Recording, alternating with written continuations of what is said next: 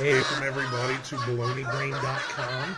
I am, of course, your host, the Flying Nun. Sally. I can't fit my hair into a hat anymore. I am Used Toy, or John House. Joining me, of course, is Suburban Hobo, or Daryl House. How you doing, Daryl? I'm just wonderful. You look marvelous, actually. So that Butchwax might help there, for the flat top, put it on the sides, Yeah, grease it down. I hear you. Crisco, maybe. I hear you. Okay, I'll stop picking now because you know what? I am so typically out of control with hair. Hirsute, isn't that what they call it? Hirsute, Hirsute. He's like a mess with your hair and all that. I don't know. What do I know? I don't know anything about it. Say, hey, you know what I got? I have stories of love and sex. I have stupid criminal stories today. Oh, well, you know what? People would think that we planned this in advance. This is so off the cuff that we never know who's on. But anyway, this one just shocked me when I read this.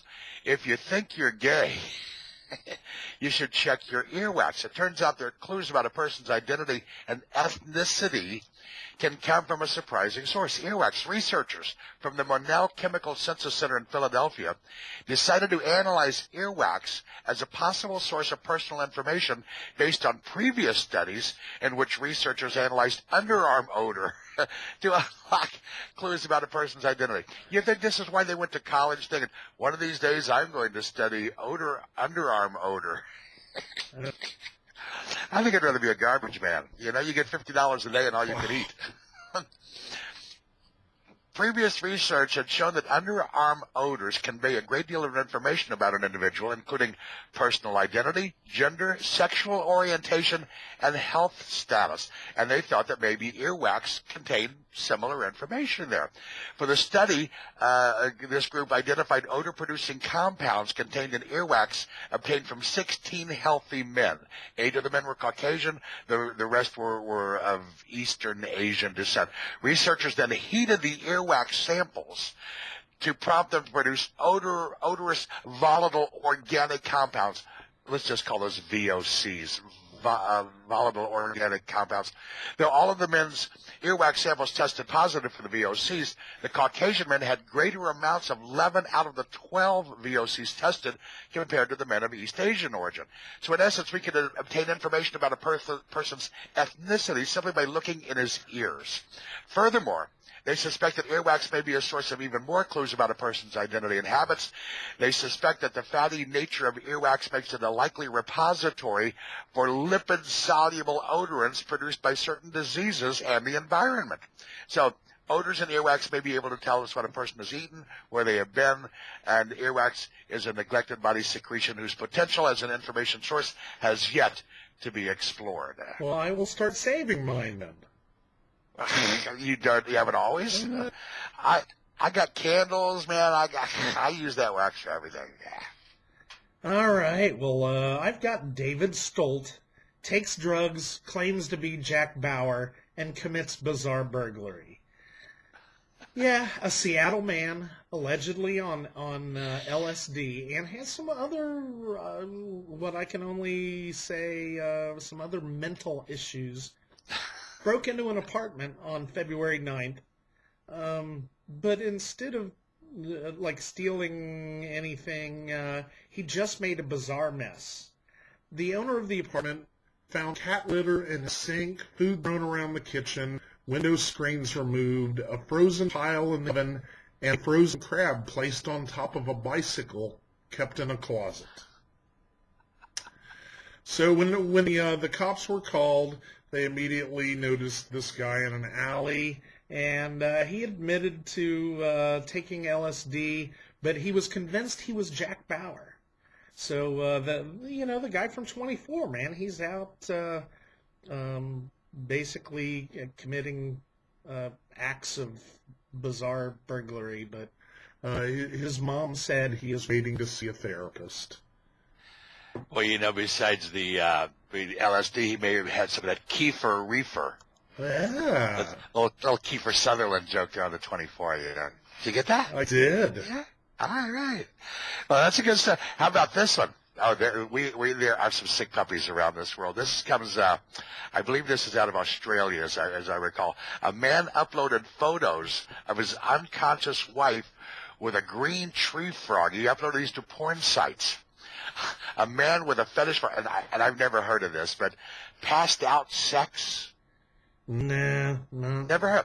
Well, a man's got a fetish for passed out sex. He's been charged with animal cruelty. I love that the charge is animal cruelty after what this guy did to his wife, but that's just a crazy world we live in. After he allegedly uploaded photos of his unconscious wife with a tree frog to a porn site, the 42-year-old from Marsden, that's in Australia, who cannot be identified to protect the victim, has been charged with multiple counts of rape, sexual assault, stupefying, taking prohibited visual recordings, and for distributing them via email and online. This was like late 2000 probably. Instead of stupefying, it should be stupid-ifying. Stupid. Yeah, wow. Police from Task Force, the Sexual Assault Investigation Unit, searched the man's home and seized the man's laptop and hard drive and found numerous photos and videos allegedly showing his wife being raped or sexually assaulted while she was asleep. Detectives have alleged the woman was drugged with diazepam and unaware of what was happening when the videos and photos were taken. They have alleged some of the photos, including sex acts performed on the sleeping woman with a green tree frog, were uploaded to a pornography site and shared with others. They allege the woman never granted consent to her husband to take images of her or to upload them. Police have alleged the man posted on the porn site alongside his uploaded files that he had a fetish for passed out sex. And apparently one for tree frogs. I'm thinking, well, you know, I'm really not that interested, but I am kind of curious. Well, here's one from Ohio. A lady wanted to get a very special cut of beef fillet at a store, and so she ordered the store because her husband was on a diet. So at the store, she ordered the special cut fillet. The employee made a joke about her husband's weight, and so the lady removed the cellophane wrap and hit the lady with the steaks, striking her in the eye and on the shoulder. She was released for assault, or she was arrested for assault, but later released. No, well, it was a preemptive strike, I think, because if you get a black eye, shiner, don't they put steak on your eye? I'm pretty sure they do in all the cartoons anyway. So she was saying, here, I'm going to put this on your eye, and then I'm going to hit you. Crazy. Well, yeah, you know, we've had my sex stories. Now here's the love. Couples celebrate bacon-themed weddings at Iowa's Blue Ribbon Bacon Festival. Everybody loves bacon.